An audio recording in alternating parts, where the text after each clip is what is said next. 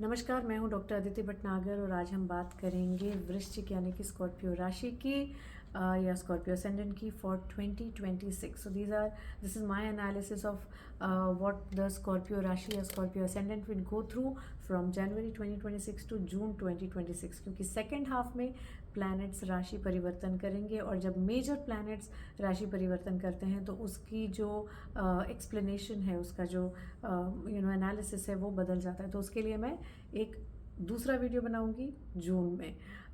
But before we start with the analysis, please do like and subscribe my channel and do write down in the comment section यदि आप कुछ particular कोई विषय है जिसके बारे में आप थोड़ा सा जानना चाहते हैं। I would love to make those videos. Also 5th of December is the last full moon night, तो उस दिन मैनिफेस्टेशन रिचुअल ज़रूर कीजिएगा and if you wish you can definitely join in my full moon night manifestation meditation as well. साथ ही mid जनवरी से मेरा एक एस्ट्रोलॉजी का कोर्स शुरू हो रहा है जो वीकेंड का होगा for 3 months। You may join it ताकि आप खुद अपनी और अपने प्रियजनों की कुंडली देख सकें। तो आइए देखते हैं कि किस तरह का रख रखाव होगा प्लैनेट्स का 1st of January 2026 को।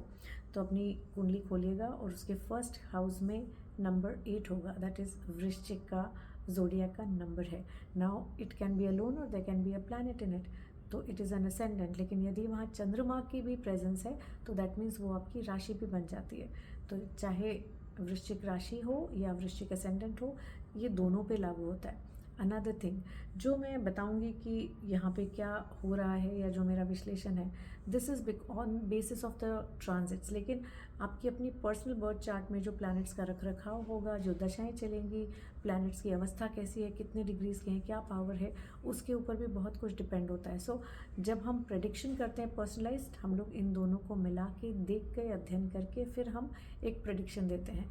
बट बहरहाल ये जो हमारा एनालिसिस है, this will give you a guideline और अ डायरेक्शन कि किस डायरेक्शन में आपकी लाइफ घूमेगी in the next 6 months, that is January to June 2026.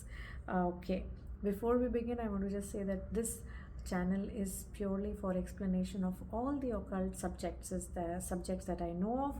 It can be Reiki, Tarot, Akashic, automatic writing, and of course my the one of my favorites, that is astrology. So I feel that everybody must dabble into some or the other form of occult so that they know themselves better.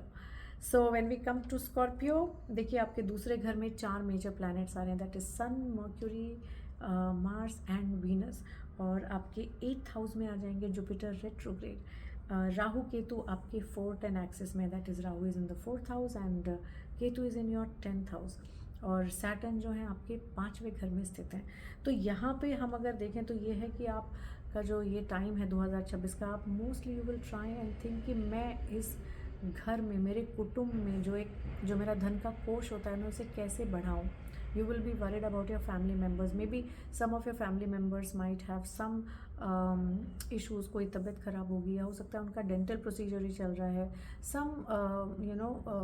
Some issue with the eyes it can happen. तो आप थोड़े से busy रहेंगे अपने परिवारजनों की help करने में या उनकी प्रॉब्लम्स को हैश आउट करने में। And as I said, the name of the game will also be money, how to increase wealth of my family and for my family, है ना। जो हमारे टैंजिबल एसेट्स होते हैं, जो हम कहते हैं ना जमा करके रखते हैं फॉर अ रेनी डे, और we want to build upon a wealth. अब यहाँ पे ये भी है कि हो सकता है आपको विदेश से कोई लाभ हो, है ना। और यदि आप फूड इंडस्ट्री में हो तो वहाँ पे भी आपको डेफिनेटली लाभ मिल सकता है। That is definitely there. Money from foreign land is coming in. हो सकता है आपकी बोली से, you might be a consultant, you might be into voice over artist हो सकते हैं आप, तो वहाँ पे भी डेफिनेटली देयर इज़ एक संभावना है टू अर्न मनी। या वर्क को हम इसी तरह से देखेंगे, बट एज आई सेड कि 10th हाउस में केतु हैं, तो there can be a change in the nature of your work, और यू माइट जस्ट शिफ्ट, कि अभी बहुत हो गया, मैंने ये बहुत कर लिया, अब मुझे ये करना है, मेरा मन इसमें लगता है तो अब मैं ये करूँगी। Okay, so this definitely can be a possibility. Relationships की अगर हम बात करते हैं तो ये है कि जस्ट 1 second। देखिए रिलेशनशिप्स की अगर हम बात करते हैं तो maybe you might meet somebody very elder to you who might be who might influence your thought process, your thinking, and you might meet the man or the woman of your dreams, but that person might be slightly more elder. यानी ऐसा नहीं कि 1-2 साल हो सकता है, 5 या 7 या 8 से 10 साल बड़े भी वो हो सकते हैं, जिनकी सोच से आप बहुत प्रभावित हो सकते हैं.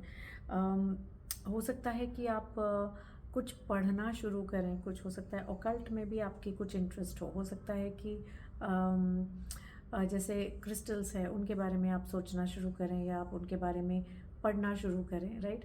सो these are the things that might interest you. So a new area of study is also a possibility here. Since we were talking about relationships, I would like to say that maybe you might find that you are having a tussle with your children. वो शायद कुछ और पढ़ना चाहते हैं और आप चाहते हो कि उनके एप्टीट्यूड को ये सूट करता है तो उन्होंने ये करना चाहिए, because as parents we always have our views.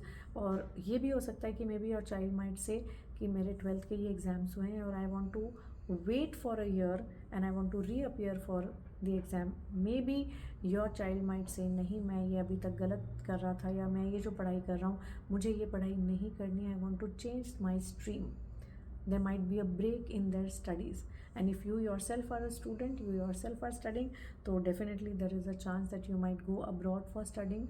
और कहने का मतलब है कि घर से दूर आप जा सकते हैं, या हो सकता है you yourself would want to reappear for some exams, take a sabbatical and then move ahead in your life. So these are the things. Now when we come for health, तो as I said कि आपके परिवारजनों में हो सकता है कि किसी को दांतों के इश्यूज़ हों, मैस्टॉइड जॉ के कोई इश्यूज़ हों, ईयर के कुछ इश्यूज़ हों, आइज़ के कुछ इशू हों.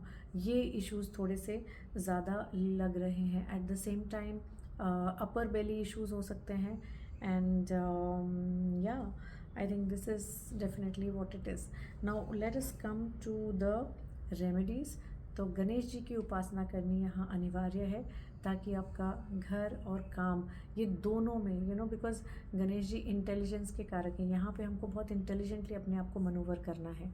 सो गणेश जी की उपासना करें. जब अगले साल गणेश जी का टाइम भी आता है ना, जैसे अगस्त में गणेश चतुर्थी आती है, पूरे 10 दिन का होता है, तो उस दिन कोशिश कीजिए 1 दिन, 3 दिन, 5 दिन या पूरे 10 दिन अपनी श्रद्धा अनुसार उनको घर में विराजमान करके उनकी सेवा करें.